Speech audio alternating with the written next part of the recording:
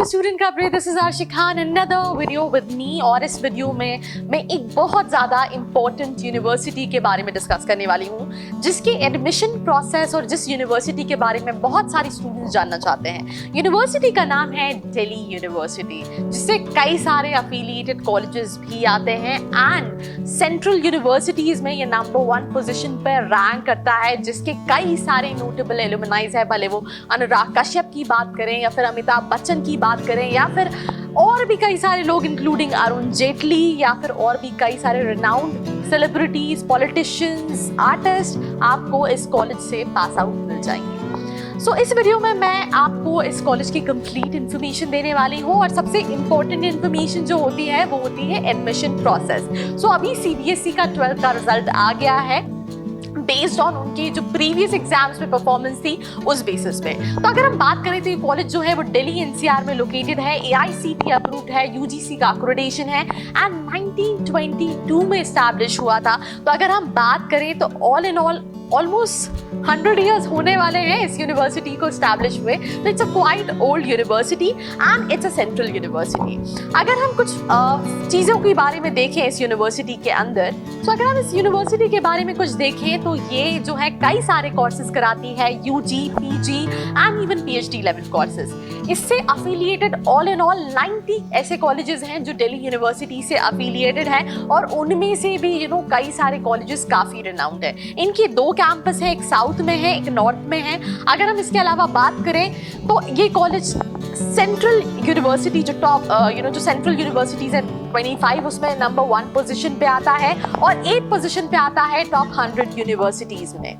उसके अलावा मैं आपको ऑलरेडी बता चुकी हूँ कई सारे कॉलेजेस कई सारे कोर्सेज कराता है यूजी में, भले वो बीएससी हो, बीकॉम हो, बीएमएस हो, बीबीए हो, बहुत सारे कोर्सेज कराता है। तो इनका जो नॉर्थ कैंपस है उसके आसपास भी आपको कई सारे कॉलेजेस मिल जाएंगे, क्योंकि वो जो है अगेन कॉलेज हब एक तरह से वहाँ पे आपको Miranda House, Hindu College, Saint Stephen College मिल जाएगा। अगर आप उसके साउथ कैंपस में देखेंगे तो वहाँ पे भी आपको मारी college, SP Jain centre of management, ऐसे कई सारे कॉलेजेस मिल जाएंगे। सो भले हम एमबीए की बात करें तो भी इसके अंदर काफ़ी सारे रिनाउंड कॉलेजेस आते हैं, राइट, जैसे एफएमएस दिल्ली हो गया, या फिर अगर हम बात करें बीकॉम, बीएससी की तो भी काफ़ी रिनाउंड कॉलेजेस आते हैं। अगर हम बात करें तो इनकी जो ऑफिशियल साइट है दैट इज du.ac.in। सो अगर आपको कोई भी इंफॉर्मेशन चाहिए, आपको कट ऑफ चेक करना है लास्ट ईयर का, तो वो आप इस साइट पे जाके देख सकते हैं। अगर हम बात करें एक रफ आइडिया की कौन कौन से कोर्सेज ये कराता है, तो ये कई सारे कोर्सेज कराता है, भले वो बीए हो गया कई सारी स्पेशलाइजेशन में, या फिर एमकॉम हो गया, या फिर आप एमबीए की बात कर लें, पीएचडी बात कर लें, बैचलर ऑफ आर्ट्स की बात कर लें, बीएससी ऑनर्स की बात कर लें, masters of science, BA honours, MA कराता है, बीएससी प्लेन कराता है, एमटेक कराता है, एमफिल कराता है, बैचलर ऑफ वोकेशनल स्टडीज कराता है, डिप्लोमा कराता है, पीजीडीएम भी कराता है, पीजीडी भी कराता है, मतलब डिप्लोमा कोर्सेज भी कराता है, देन मास्टर्स ऑफ आर्ट्स भी कराता है। उसके अलावा भी आपको कई सारे कोर्स जैसे कि BCom, BSc, BCom honours, BA, LLB, BFA bachelor of fine arts, BBS bachelor of business studies and even bachelor of library and information science, bachelor of elementary education, bachelor of science lateral. Then उसके अलावा आपको MA आप संस्कृत में कर सकते हैं, MCA कर सकते हैं, बीसीए कर सकते हैं, मास्टर्स ऑफ फिजिकल एजुकेशन कर सकते हैं। ये खत्म ही नहीं हो रहा है, तो आप सोचिए कितने सारे कोर्सेज कराता है इंक्लूडिंग एमबीए एग्जीक्यूटिव। बट ये आपने कुछ यूजी कोर्सेज और एमबीए में जो इनके कुछ कॉलेजेस उसके लिए काफ़ी नोन है। सो अगर हम यूजी कोर्सेज में बात करें जैसे कि बीए हो गया, बीएससी हो गया, बीकॉम हो गया, तो इसमें जो एडमिशन प्रोसेस होते हैं दैट इज थ्रू आपके 12th परसेंटाइल बेसिस पे। अगर मैं इसका प्रोसेस बताऊं तो इनके ऑलरेडी रजिस्ट्रेशन स्टार्ट हो चुके हैं एंड 4 जुलाई जो है वो लास्ट डेट थी रजिस्ट्रेशन करने की। आई नो उस टाइम तक सीबीएसई का 12th का रिजल्ट नहीं आया था, तो ये ऑप्शन दिया गया था कि आप अपना रिजल्ट जो है वो बाद में उसमें अपडेट कर सकते हैं।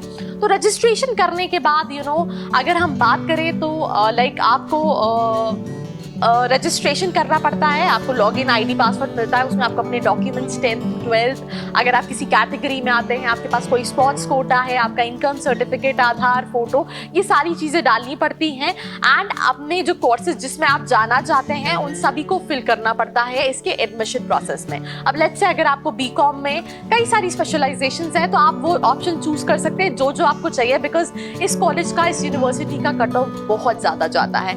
उसके अलावा इनका एंट्रेंस भी होता है जिसको ड्यू जैट करते हैं, जो इनके लाइक फॉर एग्जांपल जो मैनेजमेंट के कोर्सेज होते हैं उसके लिए। अगर हम बात करें तो ड्यू जैट के लिए जो अप्लाई करते हैं उसका 750 का फॉर्म होता है। वेरएज़ अगर हम बात करें तो रजिस्ट्रेशन जो है मेरिट बेस पे उसके 250 चार्जेस रहते हैं। अगर आप किसी कैटेगरी में आते हो तो 100 रुपीज़ चार्जेस रहते हैं।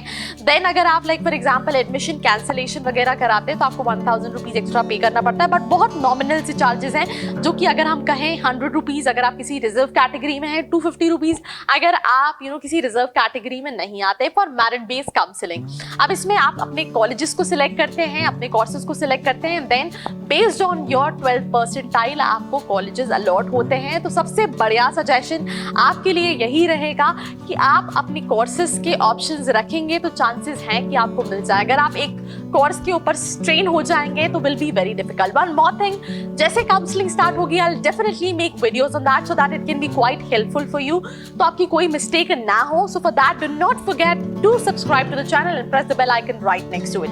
अगर हम बात करें जैसे कि फॉर एग्जांपल कई सारे कोर्सेज के लिए इनका ड्यू जैट का एग्जाम होता है। सो अगर हम बात करें तो जैसे मैंने आपको बताया मैनेजमेंट के लिए इनका ड्यू जैट का एग्जाम क्लियर करना पड़ता है और उस परसेंटाइल बेसिस पे आपको देना पड़ता है। तो अगेन ड्यू टू कोविड क्या सारी चीजें रहती है, आई will definitely update you on that. Apart from it इनकी 3 से 5 लिस्ट निकलती है कट ऑफ की, जिस बेसिस पे आपको पता चलता है कि आपको कौन सा कॉलेज अलॉट होगा या नहीं। फिर आपको जो कॉलेज अलॉट हो जाता है वहां पे आपको फिजिकली जाना पड़ता है अपने सारे ओरिजिनल डॉक्यूमेंट्स लेके, जिसमें फिर वही डॉक्यूमेंट्स इंक्लूडेड है आपका 10th 12th, उसके बाद आपका कास्ट, आपका इनकम, आपका आधार कार्ड, आपका फोटो, आपका टीसी, माइग्रेशन, ये सारे डॉक्यूमेंट्स आपको लेके जाना पड़ता है और सीट अलॉटमेंट करवाना पड़ता है जिस भी कॉलेज में आप जाना चाह रहे हो। तो अगर मैं बात करूँ ड्यू जैट की, जो इनके मैनेजमेंट के लिए होता है, उसकी डेट ऑलरेडी एक्सटेंड कर दी गई है रजिस्ट्रेशन की। आप 18 जुलाई तक भी ड्यू जैट के लिए रजिस्ट्रेशन कर सकते हैं। अगर हम बात करें तो ये 18 सिटीज़ में होता है ड्यू जैट का एग्जाम।